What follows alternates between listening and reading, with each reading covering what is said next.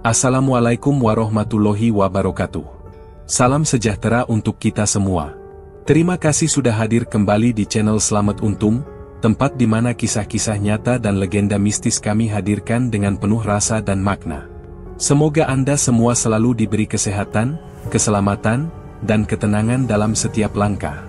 Dukung terus channel kami dengan cara subscribe, like, dan aktifkan loncengnya, agar Anda tidak ketinggalan cerita-cerita pilihan yang akan terus kami sajikan. Mari kita mulai ceritanya. Hari itu udara sore terasa pengap.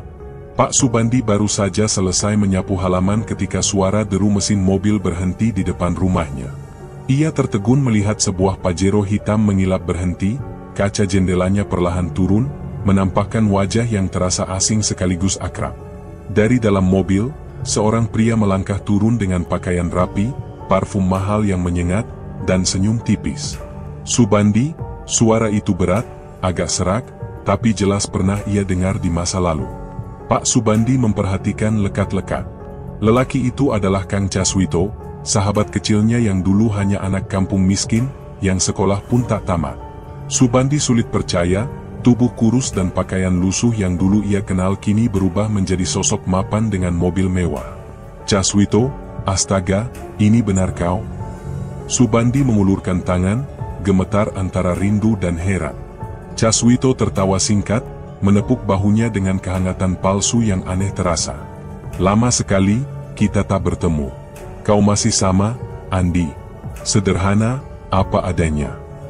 Mereka lalu duduk di sebuah rumah makan kecil di pinggir jalan raya. Di meja, lampu bohlam berwarna kuning remang membuat bayangan wajah Caswito tampak lebih tajam, seolah ada garis gelap yang menempel di matanya. Mereka berbincang soal masa kecil, tentang kenakalan di sungai dan permainan di sawah. Sesekali Caswito menatap ke arah pelayan perempuan yang lewat, sorot matanya seolah menelanjangi tubuhnya dengan dingin. Subandi memperhatikan perubahan itu, ada hawa yang membuatnya tidak nyaman. Aku benar-benar tidak menyangka kau bisa sampai sejauh ini, ujar Subandi. Dulu aku masih ingat, kau bahkan harus berhenti sekolah karena tidak punya biaya. Caswito tersenyum, tapi senyum itu kaku. Jemarinya mengetuk meja pelan. Hidup ini memang berubah. Ada jalan yang tidak semua orang tahu. Subandi memicingkan mata. Usahamu apa sekarang? Kau terlihat seperti pengusaha besar. Pertanyaan itu membuat Caswito diam cukup lama. Ia meneguk minuman dengan cepat, lalu menunduk. Wajahnya sedikit berkeringat meski udara dingin. Aku sudah menikah 8 kali, katanya tiba-tiba. Subandi terperanjat. 8? Kau bercanda? Tidak. 8 kali, suaranya serak, matanya tak menatap Subandi. Dan semua istriku mati. Satu persatu. Ada yang sakit, ada yang tiba-tiba berhenti bernapas, ada yang tubuhnya membiru tanpa sebab. Semua hilang. Tidak ada yang tersisa. Subandi merasa jantungnya berdegup keras. Tangannya menggenggam gelas hingga bergetar. Apa maksudmu? Mengapa bisa begitu? Caswito menarik napas panjang, lalu menatap langsung ke mata sahabatnya. Karena semua yang kau lihat sekarang, rumah, mobil, uang, bukan dari kerja keras. Semua ini hasil dari pesugihan. Kata itu membuat ruangan seolah lebih gelap. Subandi menelan ludah, keringat dingin menetes di pelipisnya. Ia mengenal kisah pesugihan hanya dari cerita orang, tapi kini duduk di depannya adalah sahabat kecil yang mengaku telah melakukannya. Pesugihan? Subandi mengulang dengan suara hampir berbisik. Caswito mengangguk, matanya sayu, tapi ada guratan kebanggaan sekaligus penyesalan. Aku sudah terlalu jauh. Awalnya hanya ingin keluar dari kemiskinan. Tapi setiap langkah, ada harga yang harus dibayar. Kau tahu, Andi, aku tidak pernah betul-betul tidur nyenyak. Di balik parfum ini, di balik pakaian bagus ini, selalu ada bayangan hitam yang mengikutiku. Subandi menahan napas. Ia ingin bertanya lebih banyak, tapi bibirnya keluh. Bayangan lampu menyorot wajah Caswito, dan dalam sesaat ia melihat sorot matanya yang redup, seperti menyimpan luka dan dosa besar. Pelayan kembali lewat membawa makanan, dan Caswito mengikuti dengan tatapan yang dingin, menelusuri lekuk tubuh perempuan itu. Subandi merasakan hawa aneh, campuran gairah dan kegelisahan, membuat tengkuknya merinding. Caswito, kau sadar apa yang kau katakan ini bukan hal biasa? Suara Subandi pecah. Caswito hanya tersenyum tipis, menunduk lagi.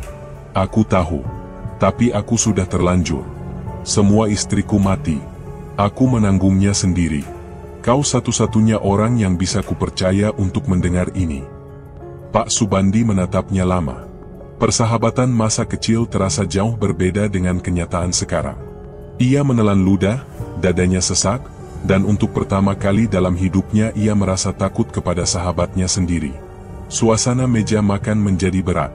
Bunyi sendok dan gelas dari meja lain seolah jauh, hanya detak jantung yang terasa nyata. Subandi merasakan hawa dingin mengelilinginya, padahal pintu masih terbuka ke jalan raya. Pandangan Caswito yang menunduk, suara seraknya yang patah-patah, dan kata-kata tentang pesugihan membuat malam itu tak akan pernah dilupakan. Dalam diam, Subandi menunduk, mencoba mengatur napas. Ia tahu pembicaraan ini belum selesai. Ada sesuatu yang lebih besar yang disembunyikan Caswito. Namun bibirnya terkunci, dan pikirannya hanya dipenuhi pertanyaan yang tak berani ia ucapkan. Suasana berat di meja makan masih membekas ketika malam itu Caswito menggenggam bahu Subandi. Tatapannya redup tapi penuh desakan. Andi, ikut aku. Ada sesuatu yang harus kau lihat. Hanya kau yang bisa menyaksikannya. Subandi masih menahan napas panjang, jantungnya berdetak cepat. Ada bagian dari dirinya yang ingin menolak, tapi sorot mata Caswito membuatnya tak kuasa. Mereka naik ke mobil Pajero hitam, melaju ke arah Palimanan. Jalanan mulai sepi, lampu jalan berkelip samar. Angin malam masuk lewat kaca mobil yang sedikit terbuka, membawa hawa dingin menusuk. Setelah menempuh perjalanan hampir setengah jam, mereka berhenti di depan sebuah rumah tua yang gelap dan terbengkalai. Ket dinding mengelupas, jendela pecah dengan tirai compang-camping bergoyang tertiup angin. Pekarangan penuh semak, dan bau apek bercampur tanah lembab menguar dari dalam. Inilah rumahku yang dulu, ucap Caswito datar. 10 tahun kosong. Disinilah semuanya dimulai. Subandi menelan ludah. Langkahnya berat saat mengikuti Caswito masuk. Begitu melewati pintu, aroma busuk menyergap keras, menusuk hidung hingga membuat perutnya mual. Ia menutup hidung dengan lengan baju, tapi bau itu tetap menempel, seolah berasal dari dinding yang berjamur. Di ruang tengah, cahaya bulan masuk dari jendela pecah, menciptakan bayangan bergerak. Subandi sempat terpaku. Matanya menangkap sosok perempuan cantik berambut panjang, kulitnya putih berkilat. Tapi tubuh bagian bawahnya berubah menjadi ular yang meliuk pelan. Sosok itu menatap dengan senyum tipis, bibir merah basah, lidah menjulur menjilat bibir sendiri. Ya Tuhan, Subandi bergumam, tubuhnya merinding. Caswito berdiri tenang di sampingnya. Itu Nyi Padmasari. Dia tinggal di sini sejak aku berjanji. Cantik, bukan? Tapi jangan kau dekati.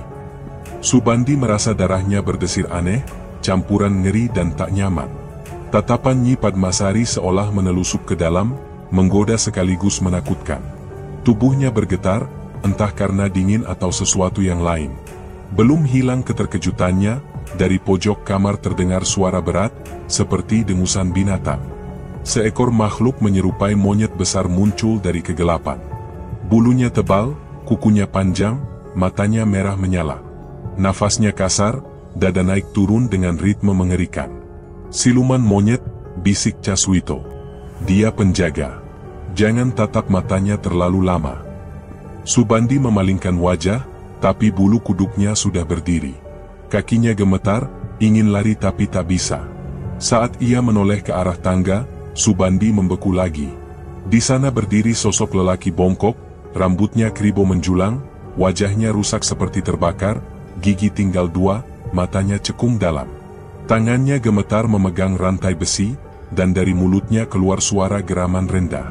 Embah Jagaraga, ujar Caswito lirih. Dia yang paling tua.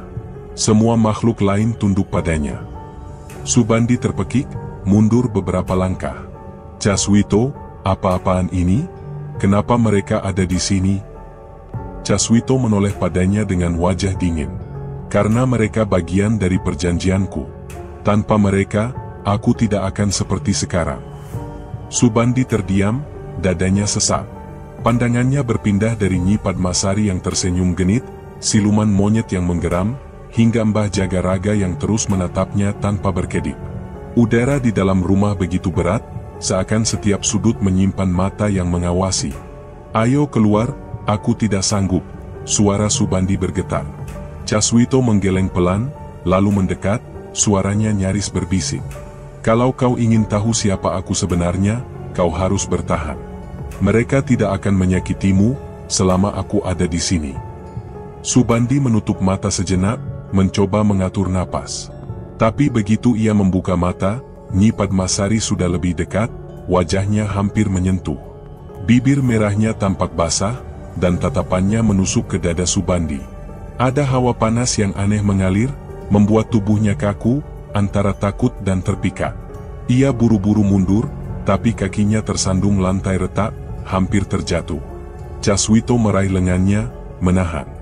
"Tenang, Andi. Mereka hanya menunjukkan diri. Jangan panik." Namun Subandi tahu, apa yang baru ia lihat bukan sekadar bayangan. Setiap sosok nyata, hidup, dan mengelilinginya dengan tatapan penuh ancaman. Suasana rumah itu menjeratnya, menekan batinnya, seolah tidak ada jalan keluar. Detik itu, ia sadar sudah terlalu dalam melangkah. Tapi mundur pun terasa mustahil. Subandi masih berdiri kaku di ruang tengah rumah itu, napasnya berat, dada terasa sesak. Sorot mata makhluk-makhluk yang menempel di setiap sudut masih terasa menusuk, membuatnya sulit bernapas. Caswito menepuk bahunya pelan, lalu berkata lirih, "Kau harus tahu bagaimana semua ini bermula. Kalau tidak, kau hanya akan melihat bayangan tanpa mengerti." Subandi mengangguk dengan ragu. Caswito berjalan pelan, menyingkap debu di kursi tua, lalu duduk. Cahaya bulan dari jendela pecah menyorot wajahnya yang muram. Ia mulai bercerita, suaranya rendah tapi jelas. "Waktu muda, aku hanyalah orang kecil. Semua orang tahu keluargaku miskin, bapak buruh kasar, ibu berdagang seadanya. Aku pernah menjual gorengan keliling, panas-panasan, keringat bercucuran. Tapi tidak ada hasil. Bahkan makan pun sering tidak cukup." Caswito menghela napas panjang, lalu menunduk. "Aku iri melihat orang lain bisa sekolah, bisa membeli pakaian baru. Aku marah pada diriku sendiri." Subandi mendengarkan dengan perasaan bercampur. Ia melihat tangan Caswito bergetar saat menceritakan itu, ada luka lama yang masih terbuka. "Lalu aku mendengar tentang Gunung Kawi," lanjut Caswito. "Katanya orang bisa kaya dengan cepat. Aku nekat pergi, hanya membawa bekal sedikit. Bertemu seorang kuncen bernama Mbah Purwadi. Dia menyuruhku tirakat 7 hari. Aku menahan lapar, hanya minum air kali. Kadang tubuhku menggigil, kadang ada suara-suara berbisik di telinga. Malam-malam terasa panjang, dingin, dan menakutkan." "Lalu apa yang terjadi?" tanya Subandi hati-hati. Caswito tertawa getir. "Tidak terjadi apa-apa. Aku pulang dengan badan kurus, hanya menambah hutang. Semua orang menertawaiku. Tapi aku tidak berhenti. Aku dengar Gunung Arjuno lebih kuat, lebih gelap, dan lebih pasti memberi hasil. Aku kumpulkan uang dari kerja serabutan, lalu pergi lagi." Subandi merasakan hawa dingin merambat ke tengkuknya saat mendengar nama Gunung Arjuno disebut. "Di sana, aku dibawa ke altar batu besar," suara Caswito merendah, nyaris bergetar. "Altar itu basah oleh embun, dikelilingi dupa dan bunga. Mbah Purwadi membakar kemenyan, membacakan doa-doa yang tak ku mengerti. Aku disuruh duduk di hadapan 3 piring berisi air. Perlahan, di air itu muncul bayangan." Subandi mengerutkan dahi. "Bayangan apa?" Caswito menatapnya dengan mata kosong. "Bayangan orang-orang terdekatku.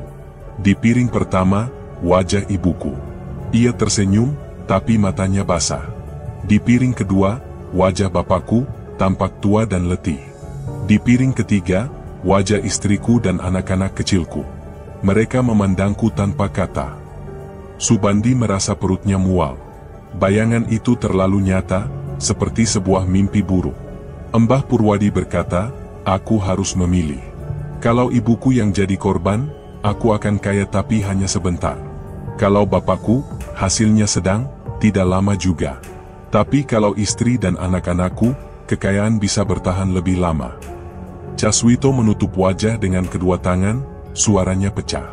Aku bimbang, Andi. Aku hampir tidak sanggup. Tapi aku sudah membayar banyak, sudah berkorban banyak. Aku akhirnya memilih mereka. Subandi terperangah, dadanya naik turun. Caswito, bagaimana kau bisa, itu keluargamu sendiri. Caswito menatap sahabatnya, wajahnya penuh sesal, tapi ada bara aneh di matanya. Aku tahu. Tapi saat itu aku buta. Aku hanya ingin keluar dari kemiskinan. Aku ingin merasakan hidup tanpa dihina. Aku ingin menikmati tubuh perempuan cantik, makan enak, tidur di ranjang empuk. Aku ingin semua itu, dan aku menukarnya dengan hal yang paling berharga. Hening panjang memenuhi ruangan. Dari sudut mata, Subandi melihat bayangan Nyi Padmasari bergoyang pelan, tubuh ular meliuk, senyum bibir merahnya seperti mengejek.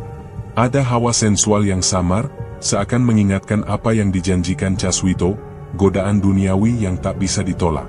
Subandi menutup wajah, merasakan dadanya semakin berat. Suara Caswito terus terngiang, seperti mantra yang menusuk telinga. Sejak malam itu, hidupku berubah. Aku merasa sesuatu telah masuk ke dalam tubuhku, membuatku berani, membuatku berbeda. Tapi bersama itu, aku juga kehilangan sesuatu yang tak pernah bisa kembali. Subandi meremas lututnya, keringat dingin mengalir di pelipis. Ia ingin bertanya lebih banyak, tapi lidahnya keluh. Pandangan matanya terus beralih antara wajah sahabatnya dan bayangan makhluk-makhluk di sekitar. Semua terasa nyata, hidup, dan menjeratnya. Malam itu semakin pekat. Suara angin menerpa dinding rumah tua, membawa aroma busuk bercampur dupa yang masih samar menempel. Subandi duduk kaku, sementara Caswito menunduk, suaranya terputus-putus, menyisakan beban yang tak selesai. Suasana pengakuan Caswito masih menggantung berat ketika ia menunduk, wajahnya pucat. Ia menarik napas panjang lalu melanjutkan. Setelah malam di Gunung Arjuno itu, aku pulang dengan tubuh lemas, tapi perasaan aneh menempel. 2 minggu kemudian, hidupku berubah total. Aku yang tak pernah dipercaya siapapun tiba-tiba ditawari jadi pemasok barang di sebuah pabrik. Lalu menyusul 3 pabrik lain. Semua urusan lancar, tidak ada yang menolak. Seakan jalanku sudah dibuka lebar. Subandi terdiam, menyimak dengan jantung berdebar. Caswito melanjutkan, matanya kosong. Uang datang deras. Aku membeli rumah besar, mobil mewah, bahkan bisa memeluk perempuan cantik yang dulu hanya bisa kupandang dari jauh. Tubuh mereka hangat, kulit mereka harum, dan aku merasa seolah dunia benar-benar milikku. Subandi menelan ludah, ada hawa tidak nyaman saat sahabatnya mengucapkan itu.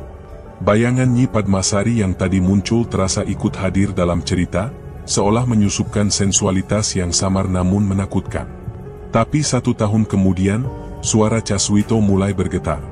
Anak sulungku mati mendadak. Tubuhnya membiru, bibirnya membeku. Dokter bilang mungkin serangan jantung, tapi aku tahu, itu tumbal pertama. Subandi mengernyit. Lalu apa yang kau lakukan? Aku panik, tapi aku pura-pura menenangkan diri. Aku bilang pada istriku mungkin sakit biasa, takdir dari Tuhan. Aku menutupinya dengan terus bekerja. Aku tidak mau terlihat lemah. Caswito menunduk, mengusap wajahnya sendiri. Hening sejenak. Angin malam masuk lewat jendela pecah rumah kosong itu, membawa aroma lembab bercampur busuk. Subandi menggenggam lututnya erat, dadanya sesak. Tahun berikutnya, Caswito kembali bersuara, kali ini lebih berat, anak bungsuku mati dengan gejala sama. Tubuhnya dingin, membiru, matanya setengah terbuka. Istriku menangis histeris. Dia menuduhku membawa sial. Malam-malam kami dipenuhi teriakan. Dia menolak tidur sekamar denganku. Katanya setiap kali aku menyentuhnya, tubuhnya panas dingin, seperti ada makhluk lain ikut mengelus kulitnya. Subandi menutup mulutnya, menahan mual. Kata-kata Caswito terasa menusuk. Aku coba menenangkannya, Tapi setiap aku memeluknya, dia malah berteriak. Katanya kulitku dingin seperti ular. Dia menolak persentuhan, bahkan saat aku memaksanya, tubuhnya bergetar ketakutan. Lalu malam itu datang, Caswito memejamkan mata, menahan gemetar. Aku menemukannya kaku di ranjang. Tubuhnya melotot, wajahnya tegang seakan dicekik sesuatu yang tak terlihat. Caswito, Subandi berbisik, suaranya tercekat. Aku sadar, Andi. Semua ini bukan kebetulan. Tumbal yang kupilih benar-benar ditagih. Anak-anakku, istriku, semuanya diambil. Tapi aku menutupinya dengan bekerja lebih keras. Aku menenggelamkan diriku dalam harta, dalam tubuh perempuan lain, dalam dunia yang penuh pesta. Aku pikir itu bisa membuatku lupa. Subandi merasakan hawa panas dingin sekaligus. Kata-kata Caswito terasa seperti pengakuan berdarah yang menyeretnya ikut ke dalam lingkaran dosa. Matanya sempat menangkap bayangan di sudut ruangan. Nyi Padmasari tersenyum samar, rambutnya jatuh ke dada, seolah menikmati penderitaan yang diceritakan Caswito. Caswito memukul meja kayu berdebu di depannya, suaranya pecah. Tapi aku tidak pernah bisa lupa, Andi. Saat aku melihat wajah anak-anakku, istriku, semua muncul kembali. Malam-malamku dihantui bayangan tubuh membiru. Dan setiap kali aku ingin meraih seorang perempuan, aku selalu merasakan dingin ular yang melilit. Subandi menunduk, keringat dingin mengalir. Malam semakin pekat, suara jangkrik terdengar jauh. Dalam ruangan itu, hanya ada dua sahabat yang terjebak dalam kisah yang tak mungkin diputar ulang. Caswito menatap Subandi, matanya merah, suaranya nyaris berbisik. Aku tahu aku salah. Tapi aku sudah terlanjur, Andi. Semua yang kuinginkan datang padaku. Tapi sebagai gantinya, keluarga yang kucintai diambil satu persatu.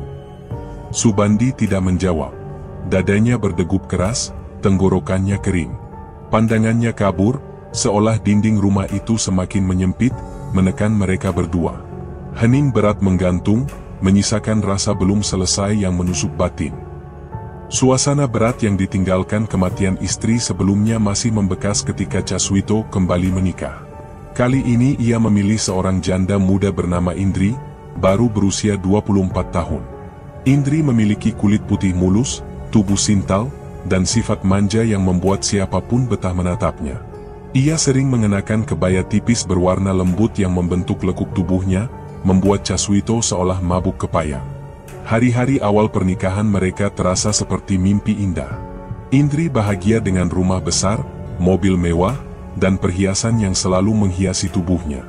Setiap malam ia bermanja di pelukan Caswito, suaranya lembut dan hangat.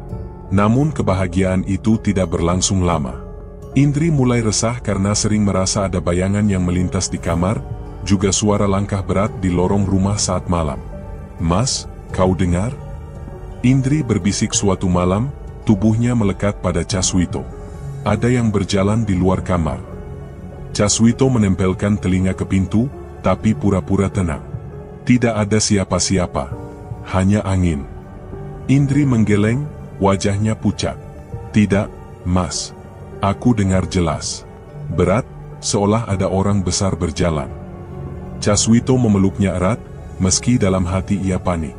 Ia tahu apa yang sebenarnya terjadi, tapi tak berani mengaku.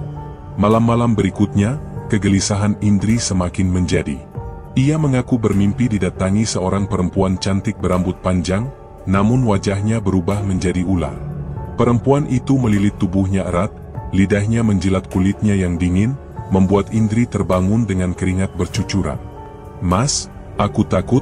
Indri menatap Caswito dengan mata berkaca. "Dalam mimpi itu tubuhku terasa nyata disentuh. Aku tidak bisa bergerak. Ketika terbangun, tubuhku basah, seperti baru saja dipeluk sesuatu yang asing." Caswito menggenggam tangannya, mencoba menenangkan. "Itu hanya mimpi, sayang. Jangan dipikirkan." Namun wajah Caswito tidak bisa menyembunyikan kengerian. Ia tahu itu bukan sekadar bunga tidur, melainkan ulah Nyi Padmasari, makhluk yang sudah lama ia kenal dari rumah Palimanan. Hubungan suami istri mereka justru semakin intens. Indri sering mencari kehangatan tubuh Caswito untuk menutupi rasa takutnya. Namun setiap kali mereka berpelukan, selalu ada rasa diawasi.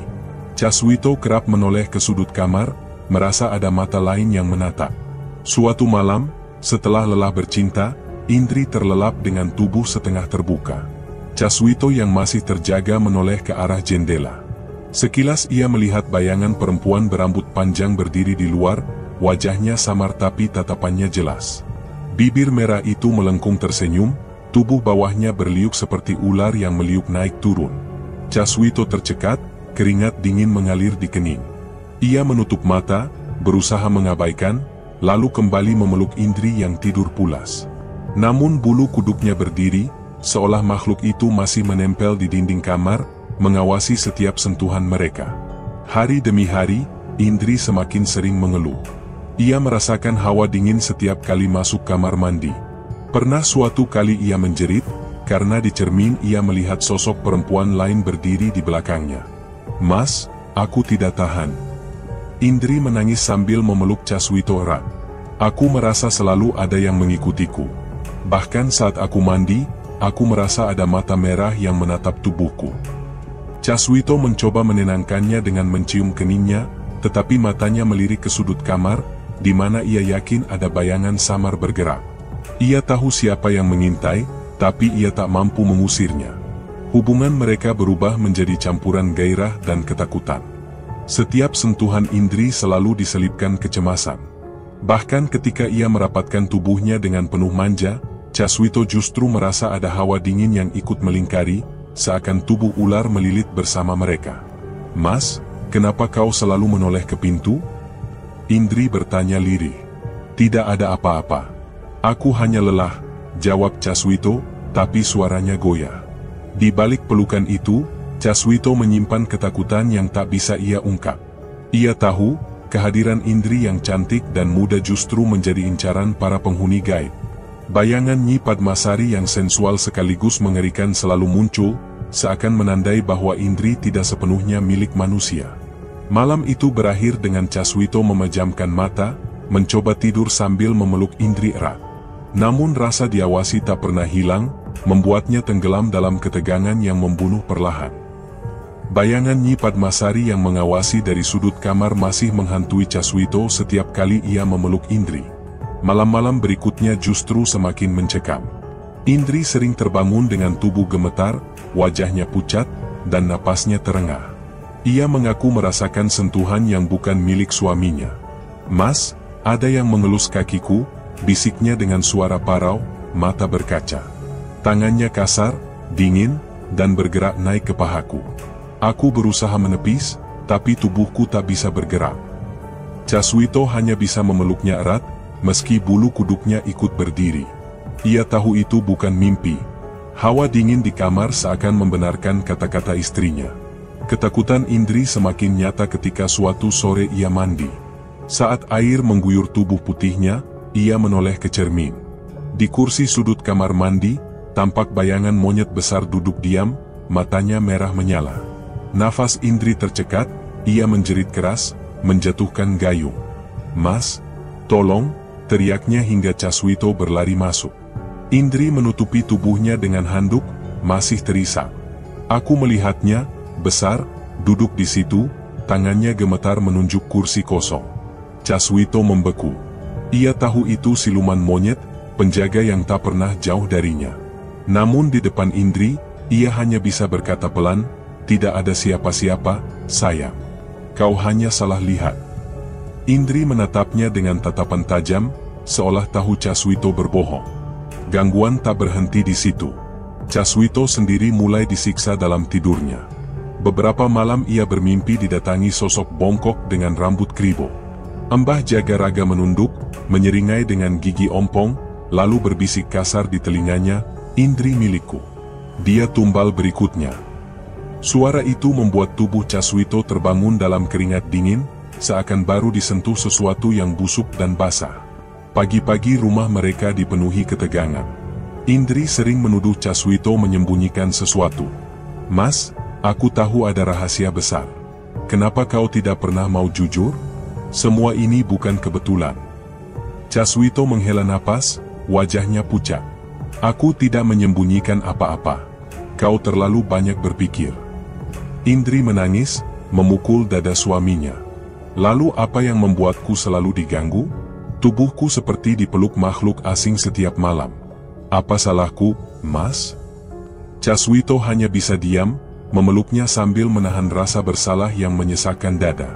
Tak lama kemudian, tubuh Indri mulai menunjukkan tanda-tanda aneh. Ruam merah muncul di leher dan pahanya, kadang terasa gatal hingga berdarah karena digaruk. Caswito membawanya ke dokter, namun hasil pemeriksaan nihil. Dokter hanya berkata itu alergi, padahal Caswito tahu ini bukan penyakit biasa. Malam semakin sulit dilalui. Indri menangis hampir setiap malam, tubuhnya gemetar seperti diselimuti hawa dingin. Sesekali ia merapat ke tubuh Caswito, mencari hangat. Namun saat Caswito meraba kulitnya, ia merasakan sesuatu yang aneh, dingin licin, seakan kulit itu sudah disentuh sesuatu lebih dulu. Mas, aku tidak kuat, Indri berbisik sambil menempelkan wajahnya di dada Caswito. Setiap aku memejamkan mata, ada yang membelai rambutku, meraba dadaku. Aku ingin tidur dalam pelukanmu, tapi selalu ada yang ikut di antara kita. Caswito menelan ludah. Tangannya gemetar ketika mengusap punggung istrinya. Di balik sentuhan itu, ia merasa ada hawa lain yang ikut melingkari tubuh mereka, seolah ular panjang membelit bersama. Pertengkaran pun semakin sering terjadi. Indri mendesak jawaban, sementara Caswito tetap bungkam. Malam itu Indri menatapnya dengan mata basah. Kalau kau benar-benar mencintaiku, katakan apa yang sebenarnya. Atau aku akan pergi. Caswito hanya menunduk, tidak sanggup menjawab. Dalam hatinya ia tahu, Indri sudah menjadi incaran. Namun lidahnya terkunci, takut jika kebenaran diucapkan akan mempercepat segalanya. Subandi yang mendengarkan kisah itu di rumah kosong Palimanan hanya bisa terdiam. Matanya menatap kosong, membayangkan betapa perihnya hidup Indri yang cantik, yang tubuhnya kini diperebutkan bukan oleh manusia, tapi makhluk gaib yang lapar. Caswito menghela napas berat, wajahnya penuh sesal. Aku semakin terjebak, Andi. Aku mencintainya. Tapi setiap malam, aku tahu dia disentuh oleh sesuatu yang tak kasat mata. Dan aku hanya bisa diam. Hening menekan ruangan. Subandi menutup wajah dengan kedua tangan, tubuhnya gemetar. Malam yang semakin dingin terasa menyimpan rahasia lebih besar, dan keduanya terperangkap dalam ketakutan yang belum menemukan akhir. Indri yang semakin pucat membuat Caswito tidak bisa tidur. Malam itu tubuh istrinya panas dingin, keringat membasahi lehernya, sementara matanya berputar gelisah. Caswito duduk di samping ranjang, menggenggam tangannya erat. Andi, aku tidak tahu lagi harus bagaimana. Aku sudah sholat di masjid, sudah bersedekah, bahkan pernah umroh. Tapi setiap kali aku sungguh-sungguh berdoa, mereka datang, suara Caswito pecah, diarahkan kepada Subandi yang duduk di kursi tua rumah kosong Palimanan, mendengarkan dengan wajah tegang. Subandi mengangkat kepala, menatap sahabatnya. Apa yang kau maksud, mereka datang? Caswito menutup mata, seolah membayangkan kembali. Saat aku sholat malam, ekor ular tiba-tiba melilit kakiku. Tubuhku kaku. Dari belakang punggungku ada suara kasar, menggeram di telingaku. Aku ingin sujud, tapi tubuhku didorong hingga jatuh. Setiap rakaat, selalu ada yang menghalangi. Aku tidak pernah bisa selesai. Aku takut, Andi. Aku takut sekali. Subandi menggenggam kedua tangannya, bingung harus berkata apa. Caswito, satu-satunya jalan, kau harus lepaskan semua. Hartamu, rumahmu, semua yang datang dari jalan itu. Kembali ke awal. Itu saja yang bisa membebaskanmu. Mata Caswito melebar, suaranya bergetar. Aku tidak sanggup. Aku sudah terlalu jauh. Aku terlalu mencintai Indri. Dia butuh rumah, butuh kenyamanan. Kalau aku kehilangan semua ini, dia juga akan hilang.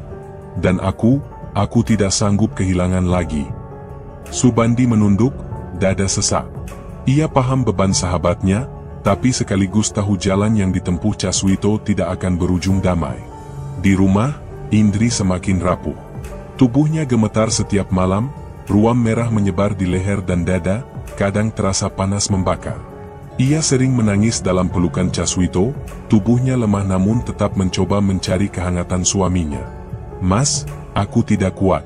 Setiap aku memejamkan mata, ada tangan kasar mengelus tubuhku. Aku merasa dipeluk sesuatu yang dingin, seakan aku bukan milikmu lagi." Caswito mencium keningnya, tangannya mengusap punggung Indri yang basah oleh keringat.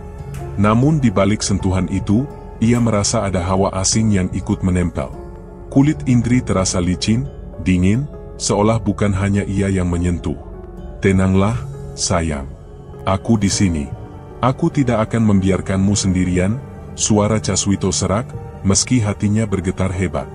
Indri menatapnya dengan mata penuh air. "Mas, apa kau menyembunyikan sesuatu dariku? Kenapa aku merasa tubuhku diperebutkan? Aku ingin jujur dari mulutmu, meski itu menyakitkan." Caswito terdiam, tidak berani membuka kebenaran. Lidahnya keluh. Ia hanya memeluk Indri lebih erat, meski di sudut kamar terasa ada mata lain yang mengintip, hawa dingin melingkari mereka. Subandi yang mendengar kisah ini menutup wajah dengan kedua tangan. "Kau benar-benar terjebak, Caswito. Kalau kau tidak berani memilih, semua akan hancur." Caswito menatap kosong ke lantai, suara lirih keluar dari bibirnya. "Aku sudah mencoba. Tapi setiap kali aku ingin kembali ke jalan benar, mereka muncul. Indri semakin lemah, dan aku semakin tak punya tenaga. Aku mencintainya, Andi, tapi aku tak bisa melawan mereka." Hening panjang menyelimuti. Di rumah tua itu, udara semakin dingin, seolah mencekik dada. Caswito menunduk, wajahnya tertutup bayangan. Subandi hanya bisa menatap sahabatnya dengan mata cemas, sadar bahwa beban itu tidak bisa ia pikul sendirian. Malam semakin larut. Dari kejauhan terdengar suara anjing melolong, panjang dan sendu. Di dalam rumah, dua sahabat duduk dalam gelap, terperangkap dalam cerita yang kian menjerat. Tidak ada kata penutup, hanya napas berat yang saling bersahut di antara mereka. Tubuh Indri yang semakin pucat membuat malam itu penuh ketegangan. Caswito duduk di tepi ranjang, matanya merah menahan tangis. Indri terbaring dengan nafas tersengal, kulitnya dingin namun keringat deras mengalir. Subandi berdiri di pojok kamar, kaku, tak berani mendekat, hanya menatap dengan wajah ngeri. Tiba-tiba tubuh Indri menegang. Matanya terbuka lebar, seolah melihat sesuatu yang tak terlihat orang lain.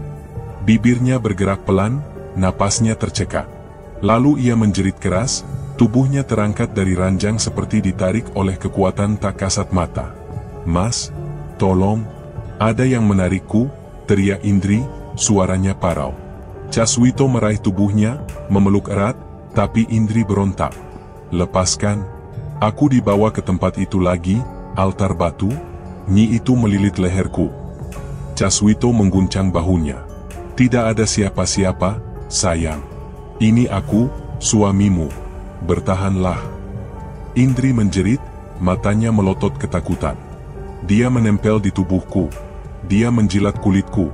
Tolong hentikan." Subandi merinding, pelipisnya basah oleh keringat dingin. Ia menyaksikan Indri menggeliat, seolah benar-benar dililit sesuatu yang tak kasat mata. Tubuh Indri mendadak kejang. Mulutnya terbuka, busa putih keluar, sementara tangannya meraih udara kosong, seperti melawan cengkeraman tak terlihat. Caswito menangis keras, memeluk istrinya sambil berteriak. "Ambil aku saja. Jangan dia. Biarkan aku yang jadi tumbal, jangan istriku." Namun seketika suara tawa gaib menggema dari dinding-dinding kamar. Tawa panjang, bercampur suara desis dan geraman. Subandi merasa lututnya lemas, hampir tak sanggup berdiri. Suara itu seolah mengejek, mengiris telinga dengan kejam. Di sudut kamar, bayangan mulai terbentuk. Nyi Padmasari muncul, wajah cantiknya meringis puas. Bibir merahnya menjulur, lidahnya panjang menjilati bibir, menatap ke arah Indri yang kejam. Tubuh bawahnya berliuk, sisik ular berkilat samar. Tak jauh dari sana, siluman monyet terlihat, tubuh besar berbulu gelap, gigi tajam menggertak. Matanya merah menatap Indri dengan rakus, cakarnya bergetar, seakan siap merobek. Dari arah pintu, sosok bongkok muncul. Mbah Jagaraga berdiri dengan wajah rusak, napasnya busuk tercium meski hanya bayangan. Tangannya keriput meraih ke depan, seolah hendak menggenggam tangan Indri. "Tidak, jangan sentuh dia." Caswito berteriak, memeluk tubuh istrinya yang kejang-kejang. Air matanya jatuh, bercampur keringat. Ia merasa sesuatu menarik Indri darinya, semakin kuat, seakan ranjang pun bergetar. Indri terisak, bibirnya bergetar. "Mas, aku takut, jangan biarkan mereka membawaku," suaranya lirih, penuh putus asa. Caswito menempelkan wajahnya ke pipi istrinya. "Aku bersumpah, sayang, aku tidak akan melepaskanmu. Kau milikku, bukan milik mereka." Namun Indri terus melemah. Tubuhnya bergetar hebat, matanya menatap kosong, napasnya pendek. Di wajahnya tergambar rasa ngeri sekaligus pasrah. Subandi yang berdiri di pojok kamar menggenggam kepalanya sendiri, tak sanggup menahan rasa takut. Bayangan Nyi Padmasari semakin dekat, lidahnya menjilat udara. Siluman monyet menghentakkan kaki, menimbulkan suara berat. Embah Jagaraga meraih lebih dekat, jari-jarinya hampir menyentuh kulit Indri. Caswito menjerit, memohon. "Ambil aku saja. Jangan dia. Ambil semua yang kupunya, tapi lepaskan Indri." Suara tawa kembali menggema, lebih keras, lebih dingin. Tidak ada jawaban selain cemooh. Tubuh Indri akhirnya terkulai, nafasnya melambat, mata terbuka kosong. Caswito tetap memeluk erat, menangis histeris. Subandi hanya bisa berdiri kaku, menyaksikan dengan dada sesak. Di antara bayangan itu, terlihat jelas, Nyi Padmasari tersenyum puas, siluman monyet menggeram, dan Embah Jagaraga menggenggam tangan Indri, menariknya perlahan ke dalam gelap yang tak bisa dijangkau manusia. Suasana kamar menjadi hening, hanya tersisa tangis Caswito yang pecah, sementara hawa dingin menyelimuti seluruh ruangan. Tangisan Caswito malam itu masih terngiang. Indri terkulai dalam pelukannya, lalu lenyap begitu saja. Tidak ada jasad, tidak ada makam, hanya sunyi yang menyisakan hawa dingin. Subandi berdiri kaku, tak sanggup bicara. Bayangan Nyi Padmasari, siluman monyet, dan Embah Jagaraga masih membekas di matanya. Sejak malam itu, Indri tak pernah kembali. Tidak ada yang tahu apakah ia mati, atau dibawa ke alam gaib untuk selamanya. Hari-hari setelah itu, Caswito tetap kaya. Bisnisnya tetap berjalan, uang masih mengalir, mobil mewahnya tetap terparkir di garasi. Tapi rumahnya berubah jadi neraka. Lampu-lampu sering padam sendiri, tirai bergerak meski tak ada angin, dan tawa gaib menggema setiap malam. Kadang suara perempuan menggoda terdengar di telinganya, diikuti bisikan kasar yang menyuruhnya menutup mata. Caswito semakin jarang keluar. Wajahnya pucat, tubuhnya kurus, sorot matanya kosong. Ia lebih sering duduk sendiri di ruang tamu yang gelap, menatap kursi kosong seakan Indri masih duduk di sana. "Indri, kau di mana?" bisiknya setiap malam. Subandi sempat datang sekali lagi, tapi langsung menolak ketika Caswito memintanya tinggal. "Aku tidak bisa, Wito. Kau sudah terlalu jauh. Aku hanya bisa berpesan, jangan seret orang lain ke jalan ini. Tidak ada yang bisa selamat dari pesugihan." Caswito hanya menunduk. "Aku tidak sanggup melepas semua ini, Andi. Kalau aku kehilangan harta, aku benar-benar tinggal sendirian. Aku tidak punya siapa-siapa lagi."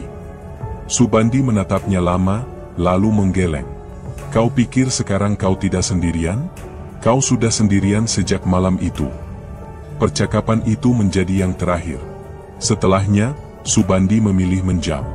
Ia takut ikut terseret. Malam-malam Caswito semakin panjang. Setiap ia mencoba tidur, ia merasakan kasur bergetar, seperti ada tubuh lain yang merapat. Kadang ia mencium wangi bunga bercampur bau anyir. Dalam gelap, ia sering melihat siluet Indri duduk di ranjang, rambutnya terurai, tubuhnya samar. Caswito meraih dengan gemetar, tapi yang ia sentuh hanyalah hawa dingin yang menusuk tulang. "Indri, jangan tinggalkan aku," suaranya pecah. Tapi bayangan itu selalu menghilang. Suatu malam, ketika ia memejamkan mata, suara Embah Jagaraga terdengar dari pojok ruangan. Kasar, basah, dan menyeringai. "Hidupmu milik kami. Kau tidak bisa lari." Caswito menutup telinga, berteriak, Tapi suara itu tak pernah berhenti. Diikuti suara tawa siluman monyet yang menghentak, dan desis Nyi Padmasari yang panjang. Hari demi hari, Caswito semakin terpuruk. Hartanya masih ada, tapi hidupnya kosong. Ia berjalan seperti bayangan, duduk seperti boneka, hanya menunggu sesuatu yang ia sendiri tak tahu. Tubuhnya semakin kurus, matanya cekung, bibirnya kering. Rumah besar itu kini hanya penjara tak kasat mata, dipenuhi makhluk gaib yang menunggu. Tidak ada yang berani lagi berkunjung. Para tetangga hanya mendengar suara tertawa di malam buta, kadang teriakan panjang yang mengiris telinga. Mereka hanya berbisik, itu rumah Caswito. Jangan pernah lewat dekat-dekat. Caswito sendiri kini terjebak dalam penyesalan yang tak berujung. Ia masih memeluk hartanya, tapi setiap detik ia tahu ada harga yang tak terbayar. Bayangan Indri yang direnggut di depan matanya selalu datang, memeluk sekaligus menyiksa. Dan ia hanya bisa menunggu, kapan waktunya tubuhnya benar-benar diambil. Subandi tidak pernah lagi datang. Ia hanya mengingat wajah sahabat kecilnya yang dulu miskin tapi polos, kini berubah jadi pria kaya yang hidup dalam teror. Pesannya sederhana namun menghantam batin. Jangan pernah mencari jalan pintas. Karena begitu kau menyerahkan hidupmu pada pesugihan, maka kau sudah mati, hanya tubuhmu saja yang belum dikubur. Terima kasih sudah setia menonton kisah ini sampai akhir. Dukungan dari kalian adalah nafas bagi channel ini, dan tanpa kalian, cerita-cerita kelam ini tidak akan pernah berarti apa-apa. Ingat, setiap kisah mistis menyimpan pesan, dan setiap teror selalu meninggalkan pelajaran. Jangan pernah mencari jalan pintas dalam hidup, karena bayangan gelap selalu menunggu di ujungnya. Sampai jumpa di kisah berikutnya. Tetap jaga diri, jaga iman, dan jangan pernah lengah di setiap langkahmu. Wassalamualaikum warahmatullahi wabarakatuh.